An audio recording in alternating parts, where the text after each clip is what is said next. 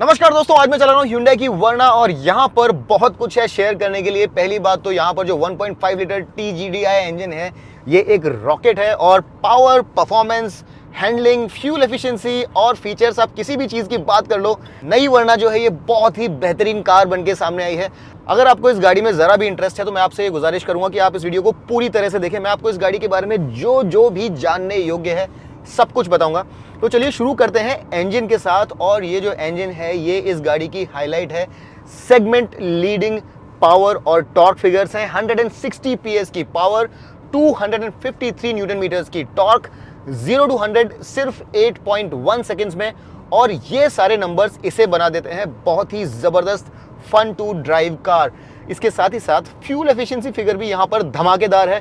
20.6 kmpl DCT के साथ, जो कि 7 स्पीड DCT है, और साथ ही 6 स्पीड मैनुअल में आपको मिलता है 20 kmpl। और ये नंबर्स जो है ये नंबर्स केवल पेपर पे नहीं है। मैंने आज इस गाड़ी को बहुत चलाया।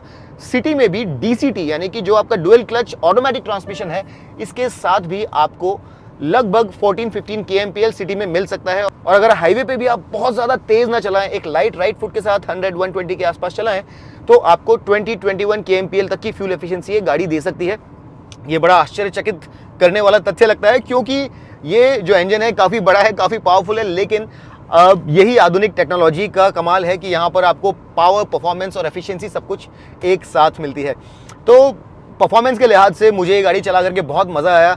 स्टीयरिंग यहाँ पर अगर आप इको मोड में चलेंगे तो ज़रा लाइट है, लेकिन ये फिक्स कर लेता है अपने आप को जब आप इसे स्पोर्ट मोड में डालते हैं। और सिटी मोड या नॉर्मल मोड है वहाँ पर भी स्टीयरिंग जो है वो ठीक ठाक है।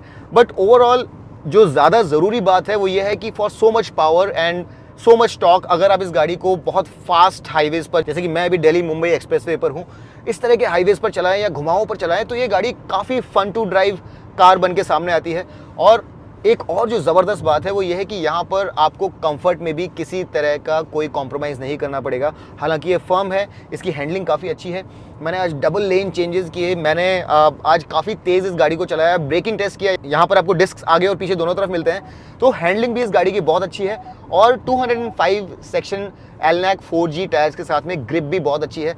तो जब आप इसे बहुत फास्ट चलाते हैं तो भी टायर्स जल्दी से स्क्वील नहीं करते हैं। तो ये सारी चीज़ें इसे न सिर्फ एफिशिएंट, कंफर्टेबल, बहुत ही रिफाइंड, लेकिन बहुत फन टू ड्राइव भी बना देती हैं। तो मेरा जो इनिशियल इंप्रेशन है यहाँ पर वो ये है कि ये काफ़ी प्रैक्टिकल और काफ़ी ऑल एनकम्पासिंग, यानी कि सारे कोनों को कवर करने वाली गाड़ी बन के सामने आई है।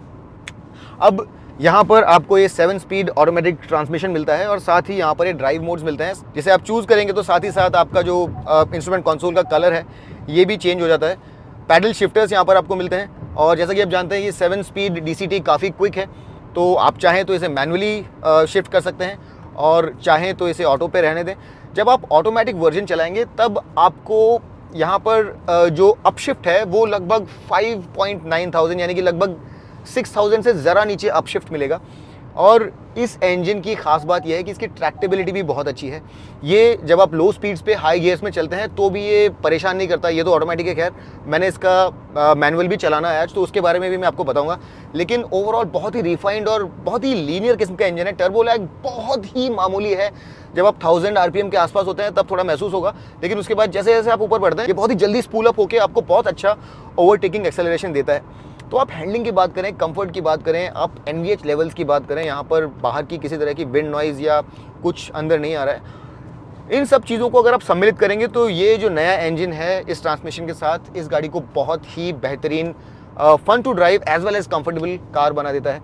और अगर आप एक ऐसे इंसान है जिसे गाड़ी कंफर्टेबल भी चाहिए, एक ऑटोमेटिक एफिशिएंट ट्रांसमिशन चाहिए और फन टू ड्राइव फैक्टर भी चाहिए, तो ये गाड़ी अपने आप को इस सेगमेंट में बहुत ही स्ट्रांगली प्रेजेंट कर रही है। इसके साथ ही साथ यहाँ पर बहुत सारे ADAS फीचर्स हैं। इनफैक्ट बहुत महंगी जो गाड़ी आती है Tucson, उसमें जो सारे ADAS फंक्शंस हैं वो यहाँ पर हैं। सिर्फ 360 डिग्री कैमरा नहीं है, बाकी सारे ADAS फंक्शंस यहाँ पर मौजूद हैं। तो यहाँ पर फीचर्स की कोई कमी नहीं है। इसकी खास बात, जैसा मैंने आपको बताया, यहाँ पर टॉर्क बहुत ही लो 1500 RPM से आगे प्रोड्यूस होना चालू हो जाती है। तो आप इसे सिटी में चलाएं मैनुअल वर्जन में या फिर हाईवे पर चलाएं, आपको किसी तरह की कोई प्रॉब्लम नहीं होगी। आपको ये गाड़ी दोनों ही सिनेरियोज़ में काफ़ी यूज़फुल लगेगी। मैंने मैनुअल जो थी आज मेरा इंग्लिश रिव्यू करने के बाद चलाई और मुझे वो बहुत ट्रैक्टेबल, बहुत ही यूजेबल लगी। उसके जो गियर शिफ्ट्स हैं बहुत लाइट हैं, क्लच भी बहुत लाइट है। तो आप उसे एक्चुअली बहुत ही ईजिली सिटी में भी यूज़ कर सकते हैं। बट ये वाली गाड़ी खासतौर पर जो DCT है, ये सिटी के लिए बहुत ही कन्वीनियंट है और हाईवे पर भी या फिर घुमावों पर चलाने के लिए आपको बहुत ही फन टू ड्राइव फीलिंग भी देती है।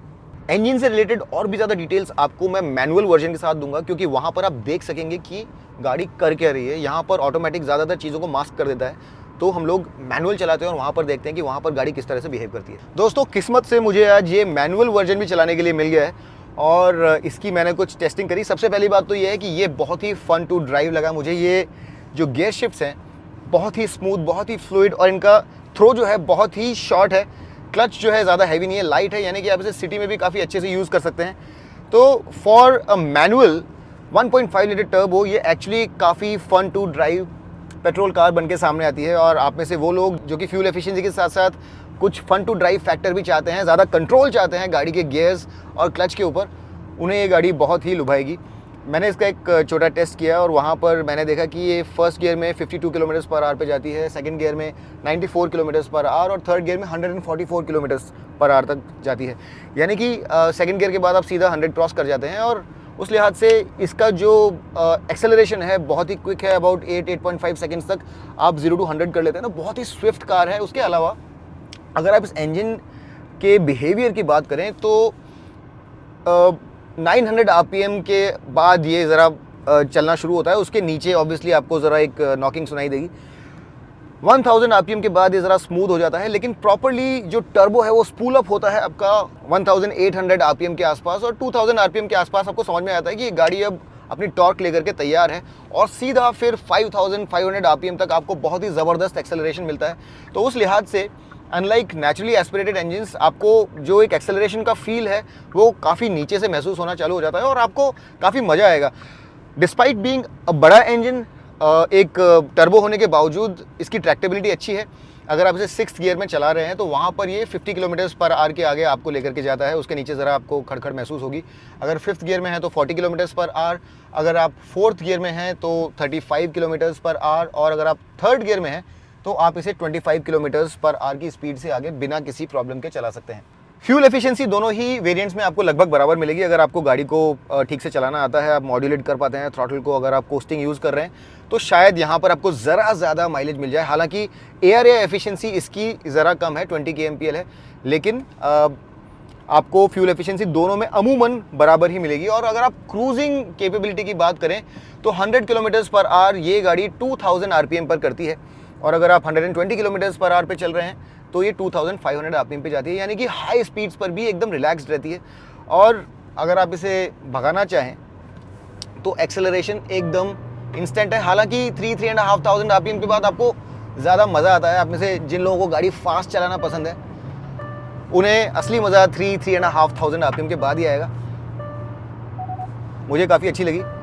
स्टीयरिंग ज़रा और मेरे ख्याल से फर्म हो सकता था, लेकिन उसका सोल्यूशन भी आपको मिल जाता है जब आप इसे स्पोर्ट मोड में डालते हैं। ओवरऑल आप में से जिन लोगों को ज़्यादा कंट्रोल चाहिए वो भी इस गाड़ी को टेस्ट ड्राइव ज़रूर करें मैनुअल वर्जन में, शायद आपको बहुत पसंद आएगी।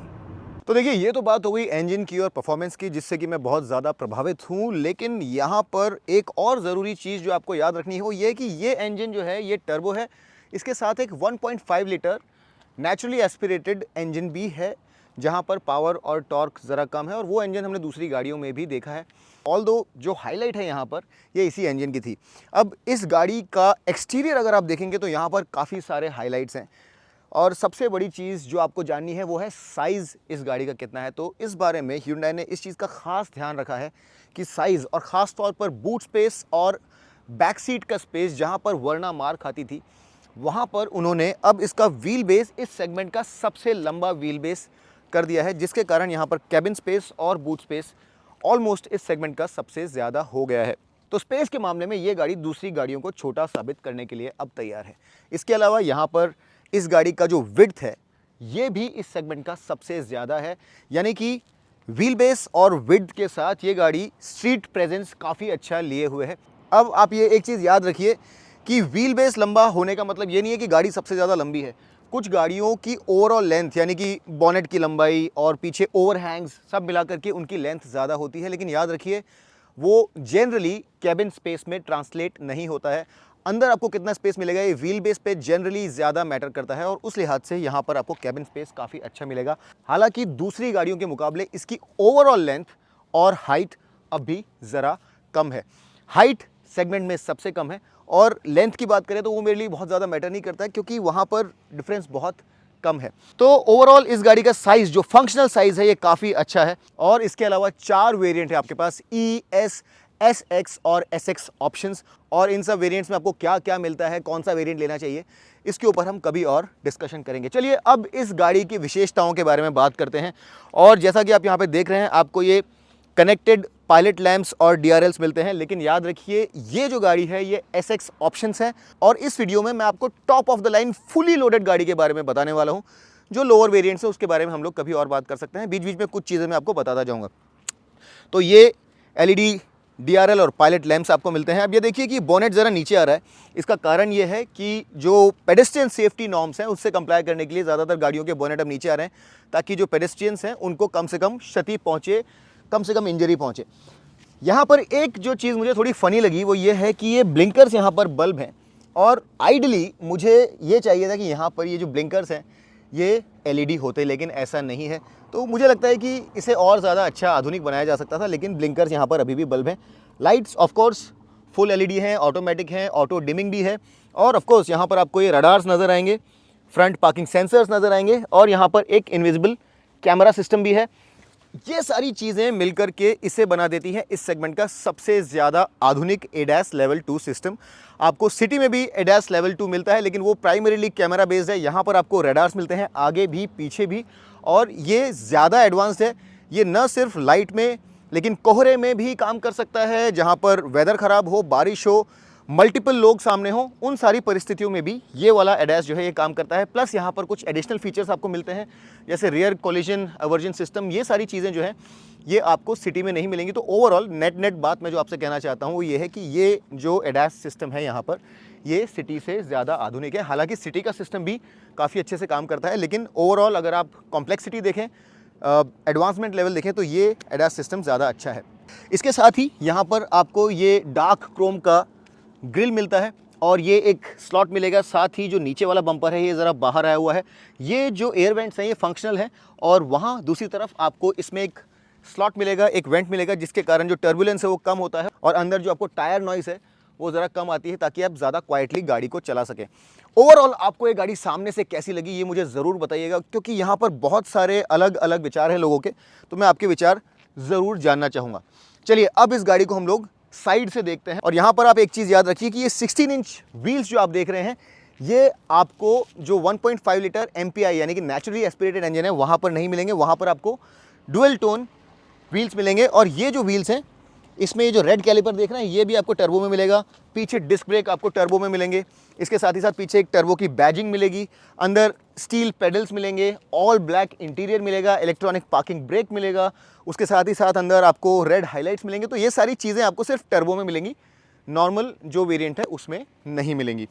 165 mm का ग्राउंड क्लियरेंस है जो कि वर्टिस और स्लाविया से ज़रा कम है। स्लोपिंग रूफ लाइन है, शार्क फिन एंटेना है। मुझे एक चीज़ जो यहाँ पर चाहिए थी वो थी ज़्यादा बड़ी सनरूफ। हालांकि सनरूफ यहाँ दी गई है लेकिन ज़रा और बड़ी होती तो और ज़्यादा मज़ा आता। अब ये ऊपर अगर आप बेल्ट लाइन भी देखेंगे तो यहाँ पर आपको ये 3D टेक्सचर मिलता है, न सिर्फ इस एम्बेलिशमेंट पर लेकिन यहाँ पर भी आपको ये 3D एम्बेलिशमेंट मिलता है और ये सैटिन सिल्वर लाइनिंग मिलती है। इसका मिरर भी अगर आप देखेंगे तो काफ़ी एंगुलर शेप लिए हुए है। यहाँ पर आपको ये LED ब्लिंकर नज़र आएगा और जैसे ही आप पीछे जाएंगे, पहली बात तो इसका जो फॉर्म है वो अपस्वेप्ट है, यानी कि गाड़ी का जो उभार है वो पीछे की तरफ है। इस तरह से स्लैंटिंग है ताकि एक फ्रंट फॉरवर्ड स्पोर्टी लुक इसे मिल सके। उसके साथ ही ये जो पार्ट है ये आपको कुछ कुछ टूसों की याद दिलाएगा। काफ़ी स्ट्रॉन्ग, काफ़ी एंगुलर हॉन्चेज हैं यहाँ पर। अब अगर आप इसकी पूरी डिज़ाइन को कंपेयर करें जापानीज़ होंडा सिटी के साथ में या फिर चेकोस्लोवाकियन या जर्मन स्लाविया या वर्टिस के साथ में, तो आप देखेंगे कि वहाँ पर ज़रा कंजर्वेटिव डिज़ाइन है। लेकिन यहाँ पर जो कोरियंस हैं ये माइंड नहीं करते हैं अगर इन्हें थोड़ा एक्सपेरिमेंट करना हो, तो उस लिहाज से ये ज़रा ज़्यादा एक्सप्रेसिव है।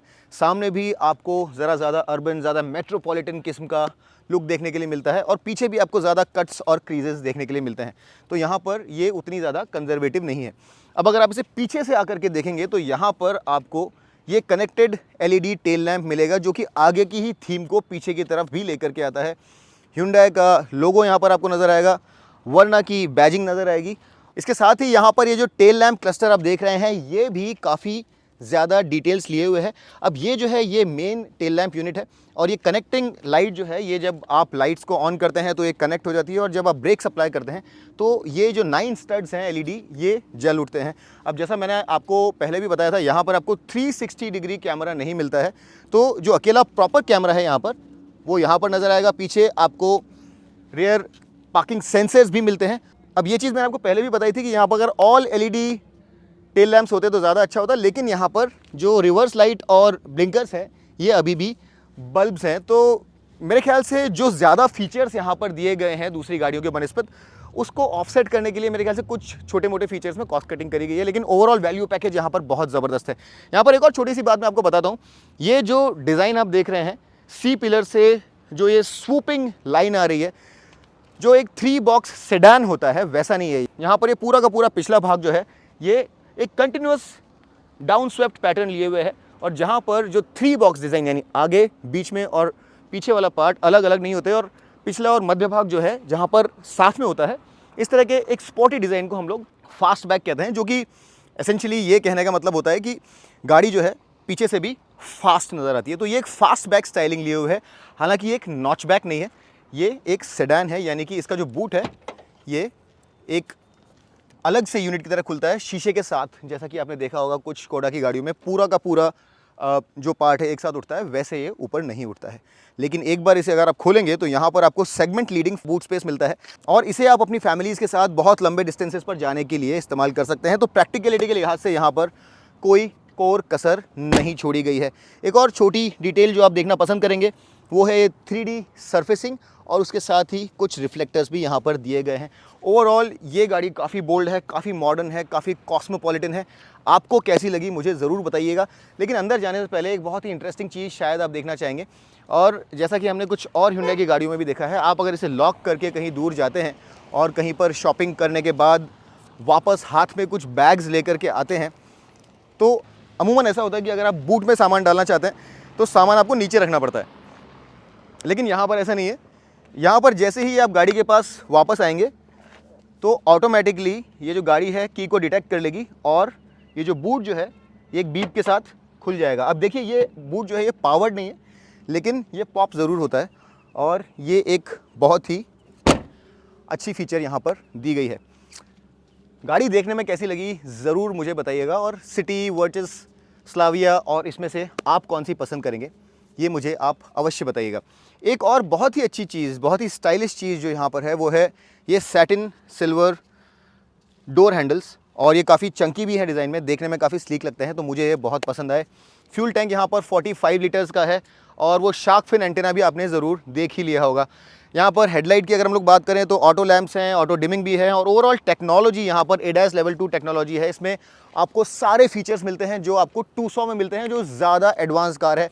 यानी कि वहाँ पर जो भी फीचर्स हैं, high tech advance ADAS features, वो सब यहाँ पर आपको मिलते हैं बहुत ही कम कीमत में। तो उस लिहाज से ये बहुत ही वैल्यू फॉर मनी कार है, except for one feature which is 360 degree camera. यानी कि जब आप blind spot monitoring system use करते हैं तो गाड़ी आपको अंदर से पीछे जो गाड़ी आ रही है आपके ब्लाइंड स्पॉट में, वो आपको स्क्रीन पर नहीं दिखाती, बाकी सब कुछ आपको यहाँ पर मिलता है। और 360 डिग्री कैमरा भी नहीं मिलता है। ये मिरर आपने खुलता हुआ भी देखा होगा, ये मुझे वेलकम कर रही है गाड़ी। चाबी मेरी जेब में है और मुझे अंदर जाने के लिए सिर्फ ये बटन दबाना है और ये डोर जो है ये खुल जाएगा। हम लोग चाबी को भी ज़रा देख लेते हैं। यहाँ पर आपको लॉक अनलॉक इंजन ऑन के साथ साथ ये बूट रिलीज़ बटन भी मिलता है। अब चूंकि यहाँ पर व्हील बेस बहुत लंबा है तो डोर्स काफ़ी ज़्यादा चौड़े खुलते हैं। अंदर एंट्री के लिए आपको बहुत लंबी चौड़ी जगह मिल जाती है, और हालांकि फिर भी ये एक सेडान है तो जो सीटिंग पोजीशन है आइडियल से ज़रा नीचे है। जो मिड साइज्ड SUV होते हैं वेन्यू जैसे, वहाँ पर आपको सीटिंग हाइट आइडियल मिलती है, लेकिन ये आइडियल से ज़रा नीचे है। अब हम लोग बात कर लेते हैं मटेरियल्स की। तो ये जो मटेरियल्स हैं यहाँ पर, ये हालांकि हार्ड प्लास्टिक्स हैं, सॉफ्ट टू टच प्लास्टिक्स नहीं है, लेकिन जनरली जो एक बहुत ही सख्त किस्म के घटिया क्वालिटी के प्लास्टिक्स होते हैं वैसे नहीं है। ये जो क्वालिटी है प्लास्टिक की ये फिर भी अच्छी है। थोड़ा यहाँ पर दबाव आप दे करके यहाँ पर अपने नाखून को अंदर घुसता हुआ देख सकते हैं, यानी कि जो एक बहुत ही रफ प्लास्टिक होता है वैसा नहीं है। प्लास्टिक सॉफ्ट टू टच नहीं है, लेकिन क्वालिटी अच्छी है। यहाँ पर ये जो टेक्सचर आप देख रहे हैं इस तरह के, ये भी हार्ड प्लास्टिक है, लेकिन इसका टेक्सचर अच्छा है, क्वालिटी अच्छी है। और ये जो आर्म रेस्ट है ये soft to touch leatherette material है, यानी रेक्सिन, नॉट एग्जैक्टली लेदर। आपको कंट्रास्टिंग रेड स्टिचिंग मिलेगी। वॉलेट के लिए ये एक जगह मिलेगी, उसके साथ ही 2 बॉटल्स के लिए यहाँ पर आपको जगह मिलेगी, एक बड़ी एक छोटी, और साथ ही थोड़ी बहुत और स्पेस भी यहाँ पर आपको मिल जाती है। उसके साथ ही फोल्डिंग डोर्स, इलेक्ट्रिक कंट्रोल्स और driver side auto down and up. Segment में सबसे पहली गाड़ी है जिसमें आपको driver side seat fore and aft और रिक्लाइन एंगल के लिए इलेक्ट्रिकली एडजस्टेबल मिलती है, लेकिन हाइट एडजस्टमेंट फिर भी मैनुअल है, यानी कि आप इस बटन को यूज़ करके इसे ऊपर और नीचे नहीं कर सकते। दूसरी बात, सीट बहुत ही अच्छे से सेटअप की गई है। इसका फोम का क्वालिटी बहुत अच्छा है, थाई सपोर्ट अच्छा है, बोल्स्टरिंग नीचे और ऊपर बहुत अच्छी है, और देखने में भी ये बहुत बढ़िया लगती है। साथ ही यहाँ पर स्टीयरिंग आपको टिल्ट और टेलीस्कोपिकली एडजस्टेबल मिल जाएगा, और ये स्टीयरिंग उल्टा सीधा एक समान आपको ये पता करना मुश्किल हो जाएगा कि ये सीधा है कि उल्टा है, लेकिन ये देखने में अच्छा लगता है। और 2 स्पोक स्टीयरिंग है। आपको पैडल शिफ्टर्स मिल जाएंगे, steering mounted ADAS control, audio control और बाकी सारे कंट्रोल मिल जाएंगे। और ये 2 10.25 इंचेस की स्क्रीन्स मिलती हैं, जिसमें आपको इंफोटेनमेंट और इंस्ट्रूमेंट कंसोल नज़र आएगा। जैसा कि आप देख रहे हैं यहाँ पर ये टर्बो पेट्रोल वर्जन है, तो यहाँ पर आपको मेटेलिक पेडल्स मिलते हैं, और ये फुटरेस्ट भी मिलता है, जिससे कि आप लंबे रास्ते पर बिना परेशानी के चल सकें। फ्यूल लिड और बूट रिलीज़ यहाँ पर है, और ट्रैक्शन कंट्रोल ऑफ और ऑटो स्टार्ट स्टॉप ऑफ यहाँ पर है। साथ ही यहाँ पर ये हेडलाइट लेवलर है, इंजन स्टार्ट स्टॉप बटन यहाँ पर है, और ये एसी के वेंट्स जो है ये हॉरिजॉन्टली लेड आउट है। सारे के सारे एसी वेंट्स जो है ये हॉरिजॉन्टल हैं, तो यहाँ पर vertically laid out AC vents आपको नहीं मिलेंगे। ग्लव बॉक्स में आपको वेंट्स मिलेंगे ताकि आप चीज़ों को ठंडा रख सकें। और सीट्स जो हैं ये न सिर्फ कूल्ड हैं, ये देखिए इस तरह से आप इन्हें कूल कर सकते हैं, ये हीटेड भी है। हालांकि इंडिया में इसका इस्तेमाल ज़्यादा नहीं है, लेकिन ये जो सीट्स हैं ये हीटेड और कूल्ड हैं। अगेन सेगमेंट बस्टिंग फीचर है। एक और बड़ी इंटरेस्टिंग चीज़ जो है वो ये है कि अगर आप ये एसी कंट्रोल्स यहाँ पर देखेंगे तो ये बटन यहाँ पर दबा करके आप इसे ऑडियो कंट्रोल्स में कन्वर्ट कर सकते हैं। अब यहाँ पर हो क्या रहा है, ये पूरा पैनल एक टच सेंसिटिव पैनल है, लेकिन यहाँ पर जो अलग अलग सेक्शंस हैं वो अलग अलग लाइट्स से लिट हैं। तो जब मैं इसे प्रेस करता हूँ तो एक अलग सेक्शन एक्टिव हो जाता है और वो अलग लाइट से लिट होता है, और यहाँ पर ये आप मीडिया कंट्रोल्स जो हैं ये कंट्रोल कर सकते हैं। तो इस तरीके से ये एक पैनल को 2 पैनल के तौर पर Hyundai ने यूज़ किया है, और इससे अब आप वॉल्यूम के तौर पे यूज़ कर सकते हैं, और जब आप यहाँ जाएंगे तो इसे आप टेम्परेचर के लिए यूज़ कर सकते हैं। इसी तरह से आप इसे फाइल और ट्यून के लिए यूज़ कर सकते हैं, या फिर ब्लोअर के लिए यूज़ कर सकते हैं। तो ये काफ़ी इंटरेस्टिंग चीज़ है। और AC यहाँ पर 2 जोन नहीं है, AC यहाँ पर सिंगल जोन है, लेकिन यहाँ पर ऑटो फंक्शन आपको दिया गया है। तो ये सारी फीचर्स भी काफ़ी इंटरेस्टिंग है। इसके अलावा आपको अगर स्पेस की आप बात करें तो ये वायरलेस चार्जिंग के लिए स्पेस मिलेगा, जिसे आप वॉलेट या सेलफोन के लिए इस्तेमाल कर सकते हैं। साथ ही एक छोटा कप होल्डर, और ये एक बड़ा स्पेस है। ये बटन इस तरह से प्रेस कीजिए और यहाँ पर ये जो ये राउंड पैनल है फ्लिप होकर के बाहर आता है, तो आप इसे चाहें तो एक और कप होल्डर भी बना सकते हैं। ये जो आर्मरेस्ट है ये स्लाइडिंग है इस तरह से, लेकिन ये हाइट एडजस्टेबल नहीं है। लेकिन यहाँ पर ख़ास बात ये है कि यहाँ पर अगर आपको सपोज़ कीजिए कुछ डालना है तो इस तरह से बिना इसे ऊपर किए डाल सकते हैं। तो यहाँ पर ओपनिंग है, कुछ भी डालने या निकालने के लिए आप इसे इस तरह से इस्तेमाल कर सकते हैं, या फिर इसे इस तरीके से भी इस्तेमाल कर सकते हैं। अब हम लोग देख लेते हैं सनरूफ। और सनरूफ जैसा मैंने बताया साइज़ कोई बहुत बड़ा नहीं है, और 1 टच ऑपरेशन है, इस तरह से ये काम करती है। बहुत कुछ यहाँ पर दिखाने के लिए नहीं है, और बड़ी होती तो मेरे ख्याल से ज़्यादा अच्छा होता। ऑटो डिमिंग मिरर यहाँ पर आपको नज़र आएगा। साथ ही दोनों जो सनवाइजर्स हैं यहाँ पर आपको वैनिटी मिरर्स मिलेंगे विदाउट इल्यूमिनेशन। ये यहाँ पर ये 2 लाइट्स हैं, और इसके साथ ही साथ हम लोग ज़रा कुछ जो फीचर्स हैं यहाँ पर उनकी भी बात कर लेते हैं। तो वॉइस कमांड्स यहाँ पर बहुत सारे हैं, अबाउट 118 के आसपास वॉइस कमांड्स हैं, लेकिन उसमें से 17 इंग्लिश हैं, जिसमें आप हिंदी या इंग्लिश का इस्तेमाल कर सकते हैं। और सनरूफ को भी मिसाल के तौर पर सनरूफ खोलो, तो इस तरह से ये काम करता है। तो कुछ कमांड जो है ये वॉइस से भी काम करती हैं। और यहाँ पर ख़ास चीज़ ये है कि जब आप कमांड्स देते हैं तो 118 कमांड्स जो है ये एम्बेडेड हैं, यानी कि अगर आप जैसे वेदर नहीं पूछ रहे हैं या स्पोर्ट्स की जानकारी नहीं ले रहे हैं, किसी चीज़ की जानकारी इंटरनेट से नहीं ले रहे हैं, तो वो इमिडिएटली आपको प्रोसेस करके रिस्पॉन्ड करती है। तो आपका जो प्रोसेसिंग है वॉइस का वो बहुत जल्दी होता है। इसके अलावा यहाँ पर आपको नेविगेशन भी इनबिल्ट मिलता है, यानी कि अगर आप कनेक्टेड नहीं है तो भी आप नेविगेट कर सकते हैं। और यहाँ पर जनरली हमने देखा है TPMS वगैरह जो सारी फीचर्स होती हैं Hyundai की गाड़ियों में वो यहाँ पर हैं। इसके अलावा 65 प्लस कनेक्टेड कार फीचर्स मिलते हैं। ओवर द एयर अपडेट्स आपको मिलते हैं यहाँ पर, जिससे कि आपके मैप्स, नेविगेशन सॉफ्टवेयर वगैरह सब ओवर द एयर अपडेट हो सकें, तो वो भी फीचर्स यहाँ पर आपको मिलेंगे। चार्जिंग की हम लोग बात कर लेते हैं। यहाँ पर एक USB सॉकेट है, एक टाइप C सॉकेट है और ये 12 वोल्ट का पावर सॉकेट है। एंड्रॉयड ऑटो और एप्पल कारप्ले भी मिलेगा जो कि वायर से काम करेगा, लेकिन आने वाले वक्त में ये इशू जो है असल में ये डेटा से रिलेटेड इशू है। तो ये ऐसा नहीं है कि Hyundai आपको यहाँ पर चाहे तो दे नहीं सकते, लेकिन दिस इज़ कंप्लायंस इशू। इसके कारण वो लोग ये बड़ी स्क्रीन के साथ आपको वायरलेस एंड्रॉयड ऑटो और एप्पल कारप्ले नहीं दे पा रहे। अगर ये इशू आगे जाकर के रिजॉल्व होती है तो OTA यानी ओवर द एयर अपडेट से भी यहाँ पर हो सकता है फ्यूचर में आपको वायरलेस एंड्रॉयड ऑटो और एप्पल कारप्ले मिल जाए, बट फिलहाल वायर्ड है। इसके अलावा बहुत ही ज़बरदस्त फीचर, ये देखिए यहाँ पर ये जो 4 लाइन्स आप देख रहे हैं ये एम्बियंट लाइटिंग की स्ट्रिप्स हैं। इन 4 लाइट्स के अलावा ये जो हॉरिजॉन्टल लाइन आप देख रहे हैं ये भी एम्बियंट लाइट है। और यहाँ पर आपको मिलते हैं 64 कलर्स टू चूज़ फ्रॉम, जो कि काफ़ी अच्छा चॉइस है फॉर दिस सेगमेंट। सो वहाँ पर भी Hyundai ने काफ़ी ज़बरदस्त काम किया है। और ये जो मेन्यू है ये काफ़ी फेमिलियर है। यहाँ पर आप सेटिंग्स में जाइए, एम्बियंट लाइटिंग में आपको दिखा रहा हूँ, व्हीकल में जाइए और वहाँ पर आप जाइए लाइट्स में और आपको यहाँ पर एम्बियंट लाइटिंग मिल जाएगी। और इसे आप चाहें तो आप ड्राइव मोड के साथ कनेक्ट कर सकते हैं कि जब आप कोई भी ड्राइव मोड चूज़ करें उसके हिसाब से ये चेंज हो जाए। ये देखिए अभी रेड हो गई, अभी मैंने वापस इसे इको में डाला तो ये टील हो गई है और अब ये हो गई है ब्लू।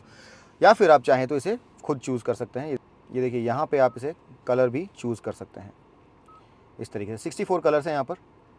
चलिए अब हम लोग इसका जो रियर व्यू कैमरा है वो देख लेते हैं। और रियर व्यू कैमरा कुछ ऐसा नज़र आता है। रेजोल्यूशन डेफिनेटली ज़्यादा बेहतर हो सकता था, लेकिन बुरा नहीं है। यहाँ पर आपको गाइडलाइंस भी नज़र आएंगी और इसे आप यूज़ कर सकते हैं इस तरह से वाइड व्यू के लिए, या फिर चाहें तो देख सकते हैं कि गाड़ी के इमीडिएटली पीछे क्या है। तो ये भी एक अच्छा फीचर है। इसके अलावा यहाँ पर आपको मैंने बताया ड्राइव मोड्स मिलते हैं। कैमरा के लिए एक डेडिकेटेड बटन मिलता है जिसे आप एंगेज कर सकते हैं कैमरा दिखाने के लिए। पार्किंग सेंसर्स ऑन या ऑफ यहाँ से हो सकते हैं। और इलेक्ट्रॉनिक पार्किंग ब्रेक मिलता है आपको टर्बो वेरिएंट के अंदर। ये आपको जो MPI वेरिएंट है 1.5 लीटर नेचुरली एस्पिरेटेड, वहाँ पर जो नॉर्मल हैंड ब्रेक होता है वो मिलेगा और ऑटो होल्ड का फंक्शन भी यहाँ पर आपको मिलता है। अब देखिए जैसा मैंने आपको बाहर से भी बताया था, ये जो ऑल ब्लैक इंटीरियर आप देख रहे हैं ये आपको केवल टर्बो में मिलेगा। अगर आप 1.5 MPI के साथ जाते हैं तो वहाँ पर ब्लैक और बेज इंटीरियर मिलेगा, जो कि इतना ज़्यादा ज़बरदस्त नहीं लगता है। और ये चीज़ आपको ध्यान में रखनी पड़ेगी। यहाँ पर ये जो आप सीट बेल्ट रिमाइंडर देख रहे हैं पीछे वाले पैसेंजर्स के लिए 3 सीट बेल्ट्स हैं पीछे इंडिविजुअल, और अगर कोई पैसेंजर बैठा है और उसने सीट बेल्ट नहीं पहनी है तो आपको यहाँ नज़र आता है। ये बहुत अच्छी फीचर यहाँ पर आपको दी गई है। इन सब के अलावा यहाँ पर आपको होम टू कार फीचर, जो कि हमने पहले भी देखा था Hyundai कार्स के अंदर, वो भी मिलता है। तो आप एलेक्सा या फिर गूगल का इस्तेमाल करके कुछ कमांड्स दे सकते हैं, जैसे Alexa check tyre pressure, lock my car doors etcetera. ये सब इंग्लिश और हिंदी दोनों में ही आपको मिलते हैं। तो ये भी एक बहुत अच्छी फीचर यहाँ पर दी गई है। इसके साथ ही साथ आपको एम्बियंट साउंड ऑफ नेचर भी मिलता है, जो आपने वेन्यू में भी देखा होगा। और उसके द्वारा आप कार के अंदर कुछ सूदिंग साउंड्स चला सकते हैं, और उसे भी हम देख लेते हैं। देखिए यहाँ पर ये साउंड्स ऑफ नेचर में लाइवली फॉरेस्ट चल रहा है, काम सी वेव्स एटसेट्रा। ये सब जो सूदिंग साउंड्स हैं ये आप प्ले कर सकते हैं। ऑडियो क्वालिटी यहाँ पर बोस के द्वारा प्रोवाइड की गई है। और यहाँ पर 8 स्पीकर सिस्टम है जिसमें आपको एक सबवूफर भी मिलता है। और ऑडियो क्वालिटी यहाँ पर काफ़ी अच्छी है। अगर आप एक्सट्रीम ऑडियो फाइल नहीं है तो यहाँ पर इस सेगमेंट के हिसाब से साउंड क्वालिटी आपको काफ़ी अच्छी दी गई है। अगर हम लोग यहाँ पर साउंड में जाकर के ज़रा फीचर्स भी देख लें तो आपको मेरे ख्याल से ज़रा मदद मिलेगी समझने के लिए। ये देखिए यहाँ पर ये इस तरह से आप साउंड को कंट्रोल कर सकते हैं। यहाँ पर आप स्पीड कॉम्पेंसेशन वगैरह, उसकी पोजीशन, इक्वलाइज़र, ये सारी चीज़ें जो हैं ये आप कंट्रोल कर सकते हैं। तो काफ़ी डिटेल्ड ऑडियो सिस्टम भी यहाँ पर आपको दिया गया है। मिसिंग फीचर्स तो मुझे यहाँ पर ऐसा कुछ लगे नहीं। अगर आप बात करें तो केवल 360 डिग्री कैमरा ही एक ऐसी फीचर है जो शायद यहाँ पे होती तो ज़्यादा अच्छा होता, बिकॉज़ बहुत ही लोडेड कार है।